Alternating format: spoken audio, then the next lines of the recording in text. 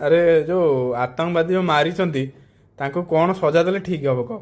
ତାଙ୍କୁ ସଜା ଇଣ୍ଡିଆରେ କେହି ଦେଇପାରିବେନି, ମୁଁ ଦେବି। ମୋ କତିକି ଯଦି ଆଣିବେ ମୁଁ ତାଙ୍କୁ ଏମିତି ସଜା ମୁଁ ତ କହୁଛି ତାଙ୍କ ଟୋଟାଲ ଫ୍ୟାମିଲି ହିଁ ମାରିଦିଅ। ଯଦି ଧରା ପଡୁଛନ୍ତି ତା ବାପା ବୋଉ ପିଲା ଛୁଆ ସ୍ତ୍ରୀ ସମସ୍ତଙ୍କୁ ମାରିଦବ ଆଗ। ତା ଆତଙ୍କବାଦୀ ଯିଏ ମାରିଛି ତାକୁ ମାରିବନି, ତା ଆଗରେ ଆକୁ ସବୁ ମାରିବ, ତାପରେ ଆକୁ ରଖିବ। ଆଉ ଫାଷ୍ଟ ଗୋଟେ ଆଙ୍ଗୁଠି କାଟିବ, ମାନେ ଧର ଟୋଟାଲ ହାତ ଗୋଡ ମିଶେଇକି କେତେ 20ଟା ଆଙ୍ଗୁଠି 20 ଦିନ ଯାଏ ଆଙ୍ଗୁଠି କଟା ହବ ଗୋଟି ଗୋଟି। ଧର ତାପର ଦିନ ନାକ କଟା ହବ, ତାପର ଦିନ କାନ କଟା ହବ, ତାପର ଦିନ ଚୁଟି ସବୁ ହାତରେ ଓପଡା ହବ, ତାପରେ ଗୋଟେ ଗୋଡ ହଣା ହବ, ତାପରେ ଆଉ ଗୋଟେ ଗୋଡ ହଣା ହବ, ତାପରେ ହାତ ହଣା ହବ। ମାନେ ସିଏ ମଲା ବେଳକୁ ଖାଲି ତା ମୁଣ୍ଡରୁ ଆଣ୍ଠୁ ଯାଇ ଥବ, ତାପରେ ମରିବ।